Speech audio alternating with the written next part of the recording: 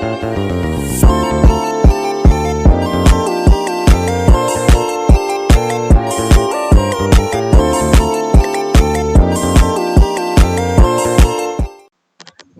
Assalamualaikum warahmatullahi wabarakatuh.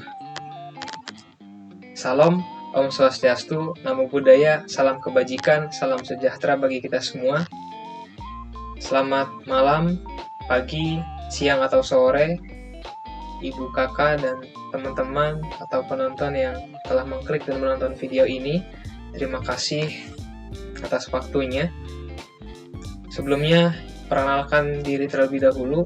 Nama saya Fajar Junianto dengan NPM 241063105084, kelas 3E, Prodi Pendidikan Matematika, Fakultas FKIP tentunya, Universitas Singapura Karawang.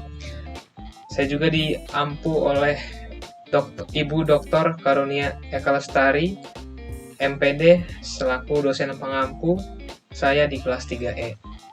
Pada video ini, saya akan menjelaskan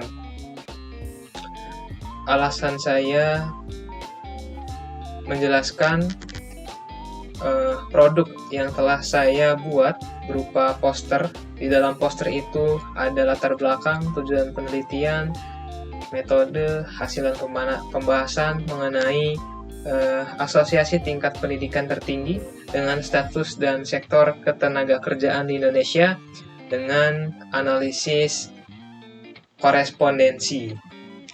Pertama-tama, alasan saya memilih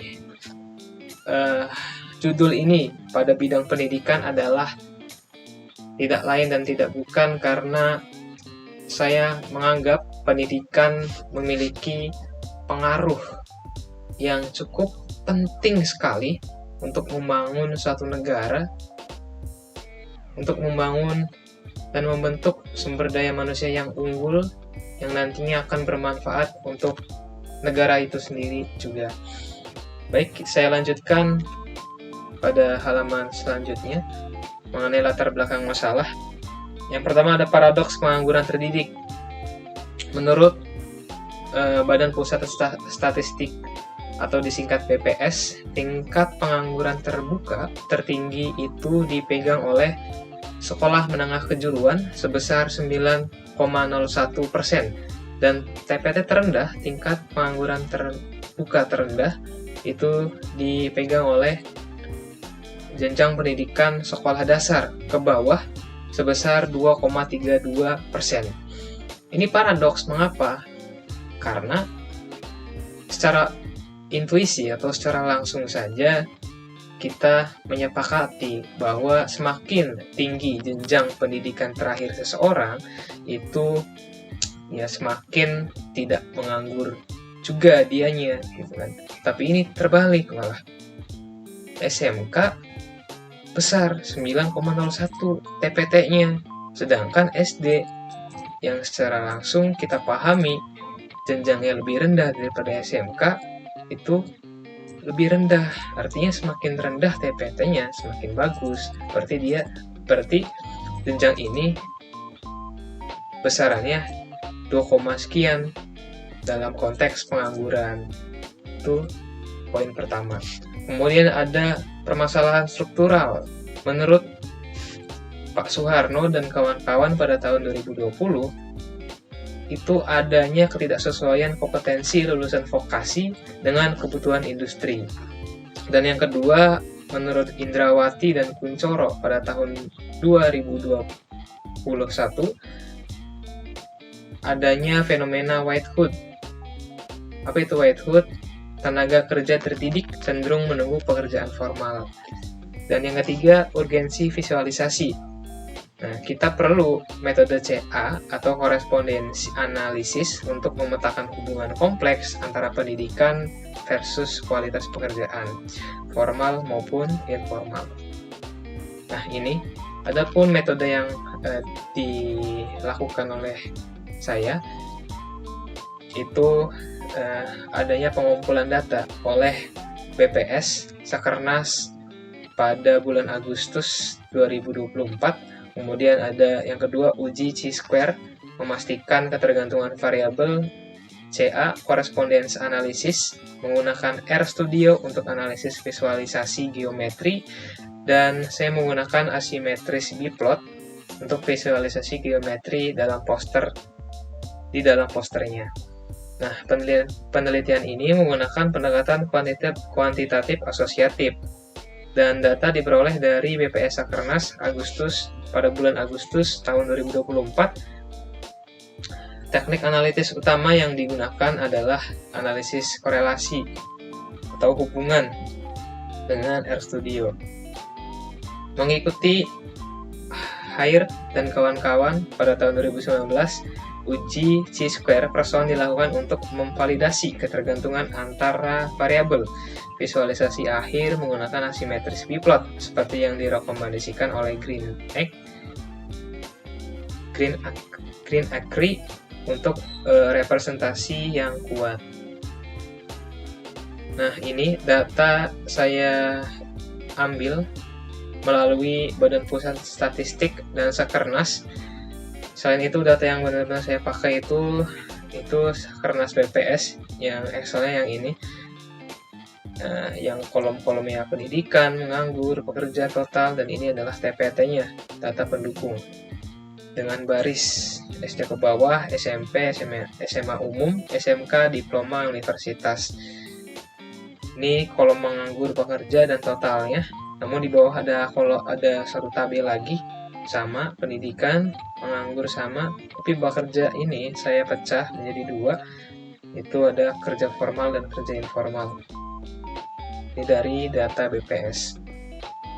Kemudian ada implementasi RStudio, data input, matriks data yang dihitung dimasukkan secara manual untuk memastikan ketepatan dengan baris, mewakili tingkat pendidikan, dan kolom mewakili status pekerjaan. Kemudian ada uji square test, chi-square, uji chi-square gitu ya. Dalam uji chi-square di codingan R saya nanti nilai p-value yang saya dapatkan adalah 2,2 sekian pangkat negatif 16. Itu jelas kecil sekali. Kemudian karena p-value kurang dari 0,5%, 0,05, berarti hipotesis 0 ditolak. Itu menunjukkan hubungan yang sangat signifikan antara pendidikan dan pekerjaan. Jadi jelas tujuan kita harus gimana caranya p-value yang kita miliki adalah nilainya itu kurang dari 5% atau 0,05. Kemudian fungsi CA menunjukkan bahwa dimensi 1 dan 2 menjelaskan 100% dari inersia data, memastikan akurasi tinggi dalam visualisasi. Dan nanti yang saya inikan adalah biplot visualization digunakan dengan map row principal dan row true untuk mempertahankan jarak profil yang akurat antar tingkat pendidikan. Langsung saja saya lanjutkan pada kode R yang saya jalani atau lakukan. Ini adalah kode R yang saya buat menggunakan korespondensi analisis yang seperti saya sebutkan sebelum-sebelumnya. Jadi korespondensi analisis adalah suatu metode dalam machine learning. Jadi machine learning dibagi menjadi dua, ada supervised learning dan unsupervised learning.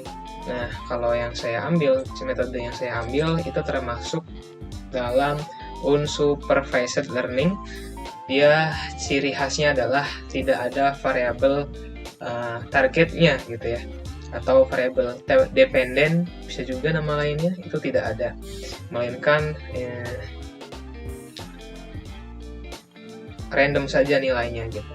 Nah, ini juga kemudian dari unsupervised learning itu dibagi menjadi dua, ada clustering dan ada yang kedua reduction dimension. Nah, CA ini termasuk dalam mereduksi dimensi gitu ya, ciri khasnya. Nah, tujuan dari analisis korespondensi sendiri adalah untuk mengetahui hubungan yang ada dalam datanya menggunakan variabel atau data kategorik. Ini saya lanjutkan dan mulai dengan step yang pertama adalah memuat library-nya. Jadi library yang digunakan ada berapa nih? 1, 2, 5. Ada Factominer, Factoextra, Gplots, KNITR, ggplot2. Nah, Factominer untuk CA, kemudian Factoextra untuk visualisasi CA-nya, Gplot untuk balon plotnya, KNITR untuk tabel rapi supaya tabelnya rapi, dan ggplot2 untuk custom grafiknya. Kemudian kita running, biru artinya berhasil dan dapat membaca. Ini berhasil juga, biru, sama seperti tadi ya yang pada slide PowerPoint tabelnya. Kemudian bisa juga dengan cara ini, sama aja, ini memasukkan datanya ke dalam R, kemudian ada buat matriks N baris K, 6 baris kali 3 kolom. Kita running, beri nama baris dan kolom, row names dari SD ke bawah, SMP, SMA, dan selanjutnya. Dan nama kolomnya adalah ada 3 tadi ya, ada menganggur, kerja formal, informal. Minta buatkan matriksnya, tabel kontingensinya seperti ini. Kemudian yang ketiga adalah statistik deskriptif, total per baris, jumlah dari SD ada 56 juta, SMP 31 juta gitu ya. Kemudian total per kolom ada berapa? 7 juta pada menganggur, kerja formal 49, informal 95 juta.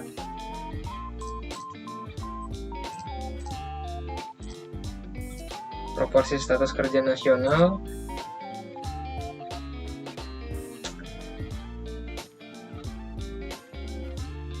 lanjut saja. Dapati menganggur,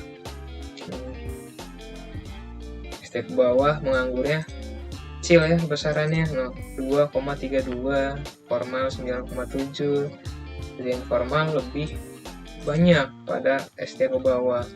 SMP 4%, 28%, informalnya 67. Kemudian ada SMA umum, menganggurnya 7%, kerja formalnya 41%, dan kerja informalnya 51%. Begitu seterusnya. Nah, SMK 9% ya, tinggi sekali, paling tinggi ini. Kemudian SMA umum 7%, mirip-mirip, hampir nih, 2% lagi. Kerja formalnya 41%, lebih banyak SMK ternyata formal. Ini diploma, menganggurnya 4%, dan universitas sekian persen. Nah, kemudian yang keempat ada visualisasi awal mengenai balon plot. Ini adalah fungsinya. Kemudian kita masukkan table tadi, namanya adalah data table. Main itu adalah judul yang ada, ini distribusi angkatan kerja sampai status kerja. Exclab itu tingkat pendidikan, YLab-nya status ketenaga kerjaan, labelnya false, dan show marginnya juga false. Kemudian kita uji chi-square independent test. Ingat tujuan tadi, pada uji ini kita berusaha atau mengusahakan p-value yang kita miliki itu sebisa mungkin sebesar atau di bawah 0,05 gitu ya, atau di bawah 5%. Kalau di bawah 5% berarti nanti penelitiannya itu bisa dilanjutkan gitu, datanya bisa digambarkan atau diinterpretasikan nantinya.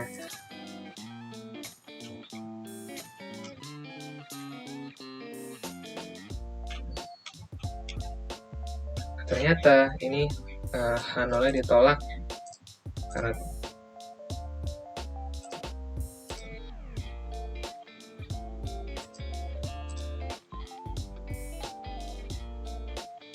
Saya ada asosiasi. Nah, nilainya ya.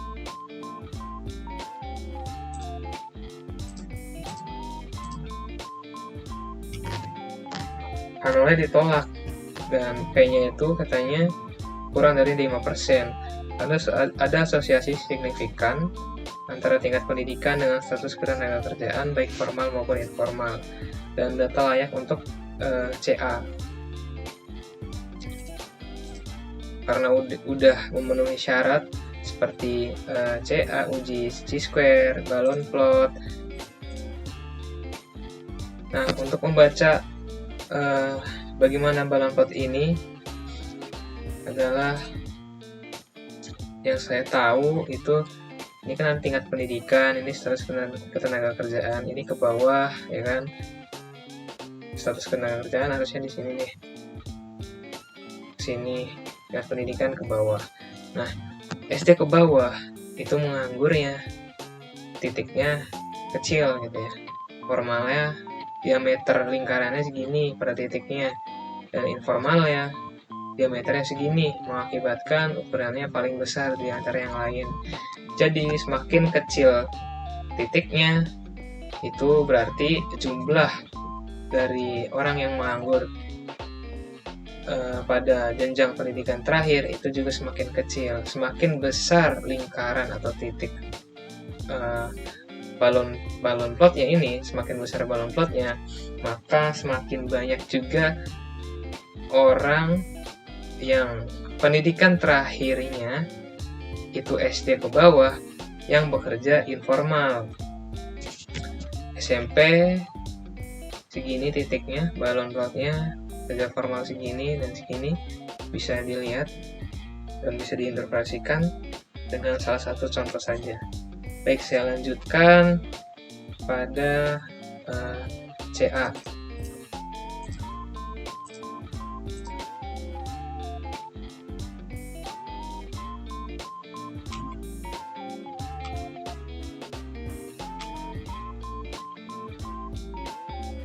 Step ke-6 kita menjalankan CA-nya, dan 7 ini ada nilai eigen dan script plot.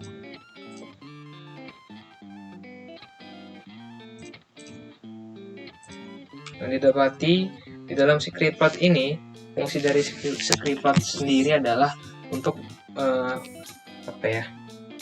mengetahui gitu besaran varians yang ada dalam datanya. Nah, dari 100% varians itu dijelaskan oleh 2 dimensi dan 1. Nah, kan ada 2 dimensi nih. Nah, dimensi 1 dan dimensi 2 itu besarannya segini. Pada dimensi 1 besarannya adalah 97,75 variasi data. Artinya, satu dimensi saja, yaitu dimensi 1, dapat menjelaskan 97,75% data yang variasi data yang ada.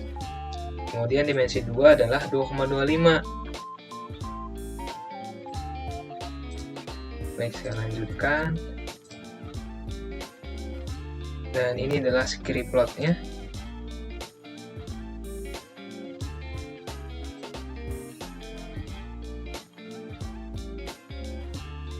Nah, ini ya yang seperti saya jelaskan tadi. Dimensi ini dimensi 1, ini dimensi 2, dan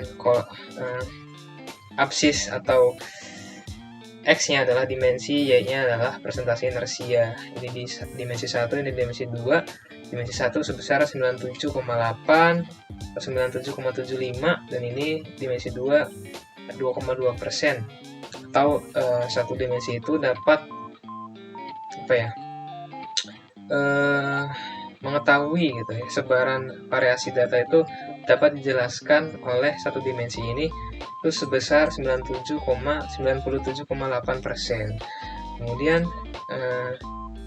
langkah ke-8 adalah kita harus mengetahui koordinat dan kontribusi variabelnya.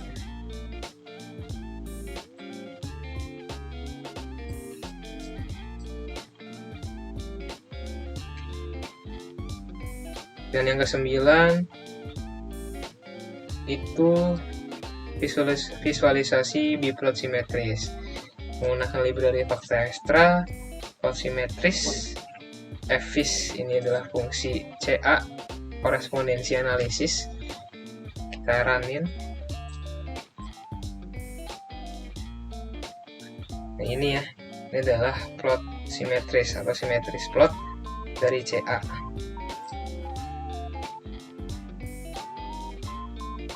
Tetapi yang saya pilih untuk visualisasi dalam poster itu adalah yang ini, asimetris biplot.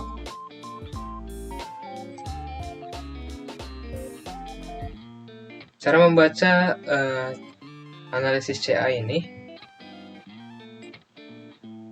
adalah begini yang saya tahu ya.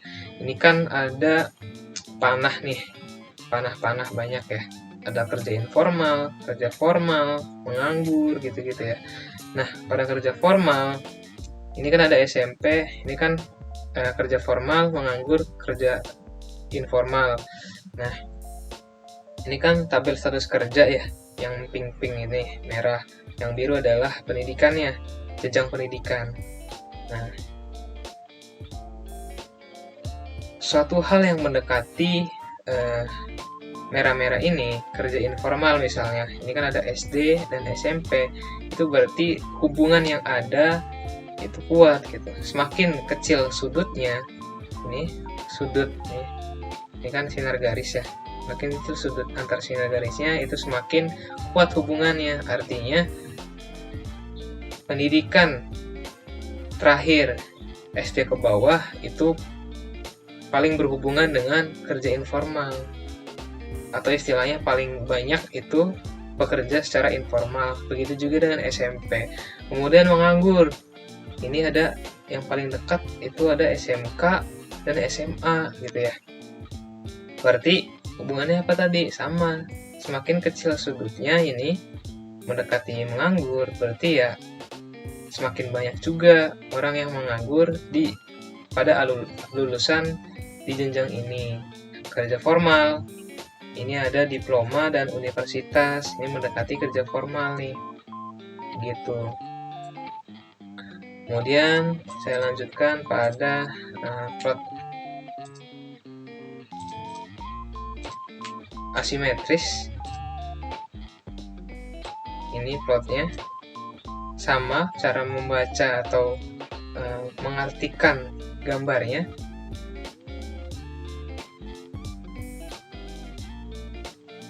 Seperti simetris plot tadi. Baik, saya lanjutkan pada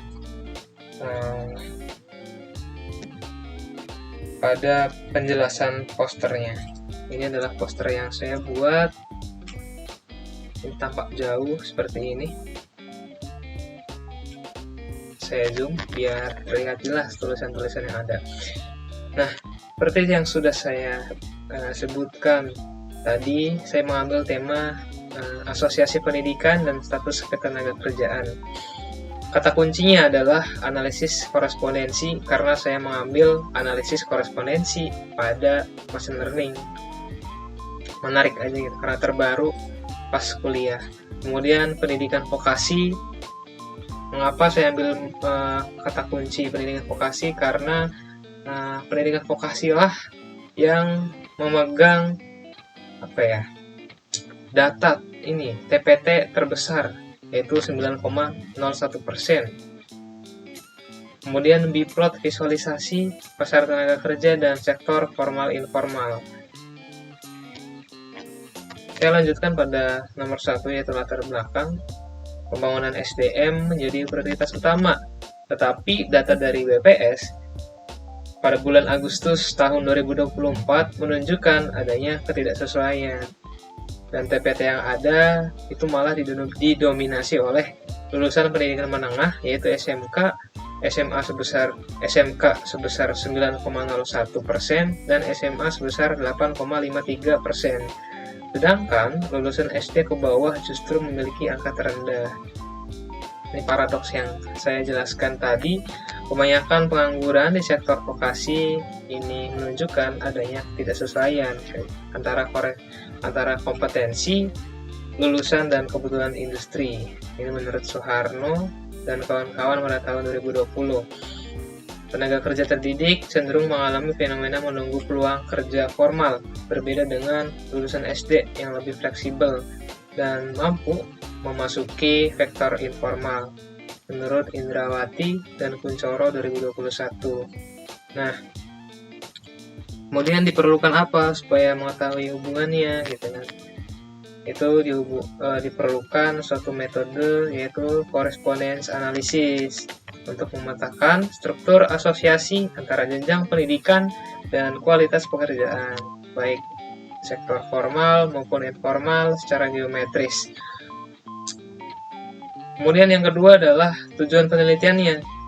Yang pertama, menunjukkan hubungan yang drastis atau signifikan antara tingkat pendidikan dan status ketenaga kerjaan dengan menggunakan uji chi-square person menurut Hare dan kawan-kawan 2019.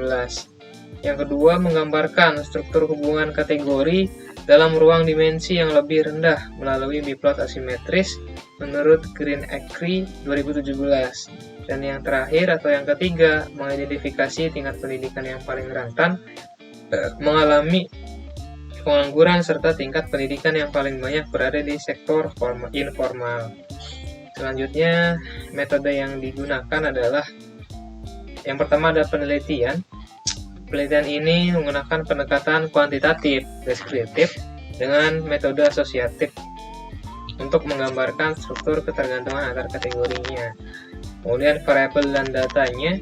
Variabel baris adalah tingkat pendidikan tertinggi dengan skala ordinal yang sebelumnya sudah saya jelaskan di PowerPoint, dan variabel kolom itu status dan sektor pekerjaan, itu juga bersifat nominal. Tapi kalau yang tingkat pendidikan tertinggi tadi skalanya ordinal ya. Apa itu skala ordinal? Skala yang ada urutannya gitu ya, bisa dikelompokkan dan diurutkan, tetapi yang nominal hanya bisa dikelompokkan saja, tidak bisa diurutkan gitu ya. Terdiri dari kategori menganggur, formal dan informal pada variabel kolom. Kemudian sumber data itu berasal dari sekunder, BPS dalam bentuk Sakernas Agustus 2024. Kemudian ada seperti yang sudah saya bilang sebelumnya di PPT itu saya menggunakan dua data, itu ada TPT dan Sakernas. Nah, TPT ini diubah menjadi frekuensi absolut dan kemudian dipecahkan berdasarkan sektor pekerjaannya. Kemudian ada teknik analisis CA menggunakan RStudio yang sebelumnya saya jelaskan. Lalu validasi asumsi dilakukan dengan uji dependensi menggunakan uji chi-square person. Dan ini adalah rumus kalau mau mengerjakan secara manual. X kuadrat sama dengan sigma dari I sama dengan 1 sampai I besar. Kemudian sigma J sama dengan 1 sampai J besar. NIJ dengan NIJ itu adalah frekuensi harapan kurang EIJ frekuensi observasi data BPS dikuadratkan dibagi dengan frekuensi observasi data dari BPS. Kemudian ada algoritma yang digunakan adalah dekomposisi inersia total dengan metode singular value decomposition atau disingkat SPD untuk mengurangi dimensi data. Yang keempat ada hasil penelitian. Ini adalah hasil yang sudah kita gambarkan sebelumnya, lalu saya tempelkan di poster ini. Validitas uji, asumsinya berdasarkan uji chi-square person diperoleh nilai p-value-nya adalah kurang dari 2,2 kali 10 pangkat negatif 16, dan ini juga tentunya sudah memenuhi syarat H0 ditolak. Karena buat H0 ditolak, H0-nya harus kurang dari 5% atau 0,5. Kalau ini kan sudah pasti di bawah 0,5 ya, soalnya pangkatnya negatif 16. Nah, kemudian saya juga mau menambahkan mengenai asimetris. biplot, tadi kan saya sudah menggambarkan ya simetris biplot dan asimetris biplot. Nah, mengapa saya lebih memilih asimetris biplot dibandingkan simetris biplot? Padahal secara kasat mata itu lebih rapi, lebih menarik yang simetris ini.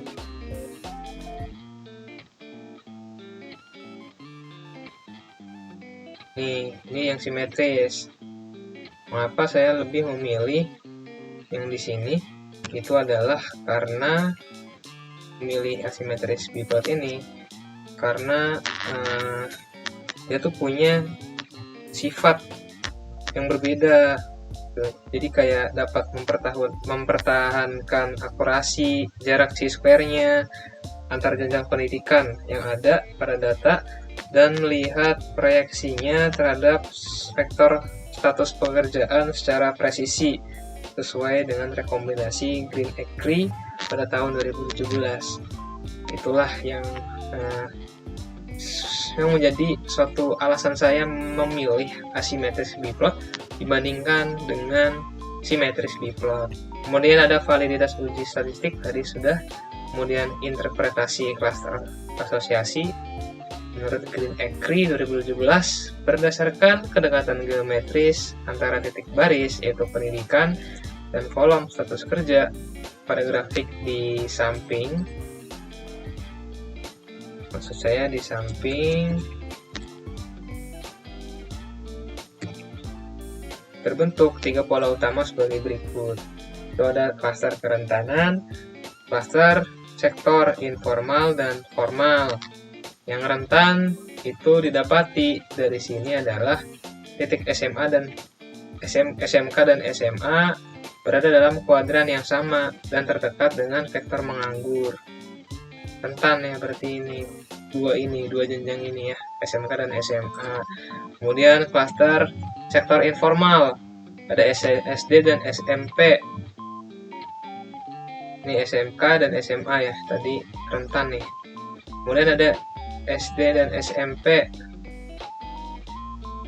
Itu memiliki keterkaitan kuat searah gitu ya dengan vektor sektor informal. Dan yang ketiga ada klaster sektor formal. Ada jenjang pendidikan universitas dan diploma. Jelas ya dari sini dekat gitu ya, diploma dan univ, dan juga dekat dengan kerja formal.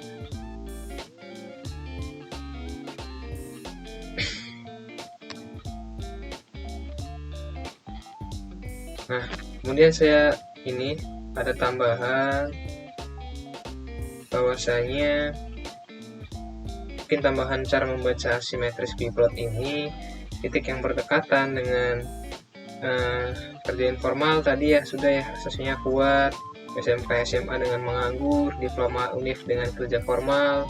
Kemudian ada kuadran biplot, jadi katanya pendidikan di kuadran yang sama dengan status kerja pendidikan di kuadran yang sama, seperti misal SMP SD, menunjukkan kecenderungan asosiasi yang kuat. Oke, iya ya, hubungannya kuat antara SMP dan SD, sama-sama ya besar gitu di sektor informalnya, banyak yang kerja di sektor secara informal pada lulusan SD dan SMP. Dan mengapa bisa dibilang begitu? Karena pada SD ke bawah ini 88% bekerja di sektor informal dan SMP 67%. Jadi rentangnya tidak terlalu jauh. Kemudian ada diploma dan univ. Ini 80% pada universitas, pendidikan universitas, lulusannya bekerja di sektor formal. Sedangkan pada diploma 70% bekerja di sektor formal. Nah, kualifikasi tinggi itu berarti kualifikasi tinggi dibutuhkan pada sektor formal seperti profesional, manajer gitu ya, PNS, manajer perusahaan dan lain sebagainya yang formal.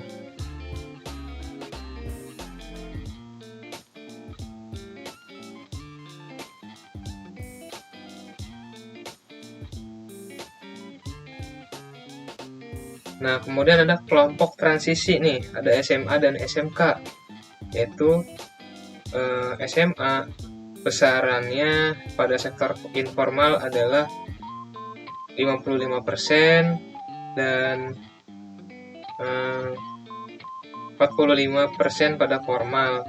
Kemudian jenjang pendidikan SMK 55% pada sektor formal dan 45% pada informal ini ya.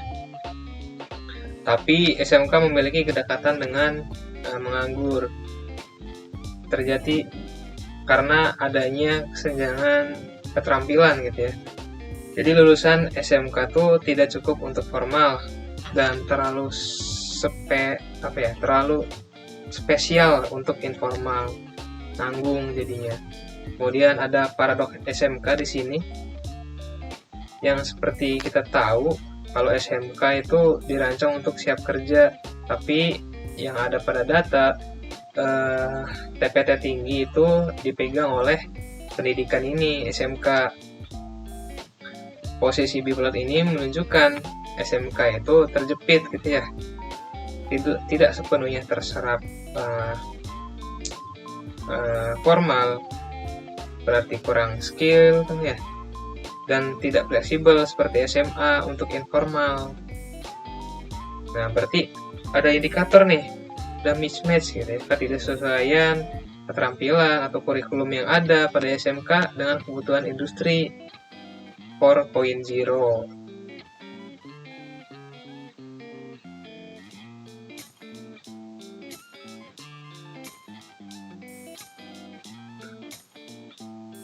Selanjutnya ada kesimpulan dan implikasi. Analisis korespondensi menunjukkan adanya perbedaan jelas dalam segmen pasar kerja di Indonesia berdasarkan tingkat pendidikan. Ada sektor informal, lulusan pendidikan dasar, yaitu SD dan SMP, terlibat sepenuhnya dalam sektor informal karena memiliki hambatan masuk yang relatif rendah pada kualifikasi ya. Kemudian sektor formal, pendidikan tinggi seperti universitas dan diploma menjadi syarat utama untuk memperoleh pekerjaan di sektor formal. Dan yang ketiga ada kerentanan. Lulusan pendidikan menengah SMK dan SMA merupakan kelompok yang mempunyai risiko tertinggi mengalami pengangguran atau transisi, bukan kelompok yang siap bekerja. Kemudian ada implikasi di sini, ada skill match tadi ya, isu ketidaksesuaian keterampilan. Jadi kondisi ketika SMK yang berada dalam status pengangguran mengkonfirmasi adanya ketidaksesuaian antara kompetensi lulusan pendidikan vokasi dengan kebutuhan industri menurut Soeharno dan kawan-kawan tahun 2020. Kemudian ada fenomena whitehood. Tenaga kerja yang telah terdidik cenderung memilih untuk menganggur sementara. Istilahnya adalah whitehood demi menunggu peluang pekerjaan formal. Berbeda dengan lulusan SD yang lebih fleksibel. Menurut Indrawati dan Kuncoro pada tahun 2021, rekomendasi yang ada diperlukan peningkatan kembali kurikulum SMK yang lebih adaptif atau link and match, serta penguatan semangat kewirausahaan di perguruan tinggi. Lalu ini ada referensi yang saya gunakan, itu ada 4 ya, ada dari PPS, Green Acre, Indrawati, dan Pambudi. Nah, keempat referensi ini saya gunakan untuk apa? Untuk membangun posternya. Jadi saya usahakan setiap data, setiap tulisan yang saya lampirkan di poster ini itu mengacu pada data-data yang telah diteliti, artinya dia bersifat valid dan objektif. Ini implementasi R sudah ya, kemudian hasil penelitian juga sudah, dan yang terakhir ada kesimpulan. Nah, analisis korespondensi ini bertujuan ya sebenarnya untuk mengonfirmasi adanya segmentasi pasar tenaga kerja yang tajam di Indonesia dalam konteks data yang saya miliki. kemudian lulusan pendidikan menengah, SMA dan SMK berada dalam posisi transisi atau posisi yang paling rentan terhadap pengangguran. Adapun implikasi utamanya, pemerintah harus merevitalisasi kurikulum vokasi melalui program Link and Match yang lebih adaptif. Kemudian memperluas jaminan sosial bagi pekerja dengan pendidikan rendah di sektor informal. Diharapkan implikasi itu dapat diterapkan di kehidupan nyata yang bertujuan untuk mencerdaskan kehidupan bangsa dan supaya negara ini maju gitu ya. Sejahtera secara ekonomi dan maju secara teknologi karena orang-orang yang cerdas. Itulah presentasi yang bisa saya lakukan. Mohon maaf atas kekurangan baik dari ucapan, isi materi, dan sebagainya. Terima kasih atas perhatian dan waktunya. Wassalamualaikum warahmatullahi wabarakatuh. Audio Jungle.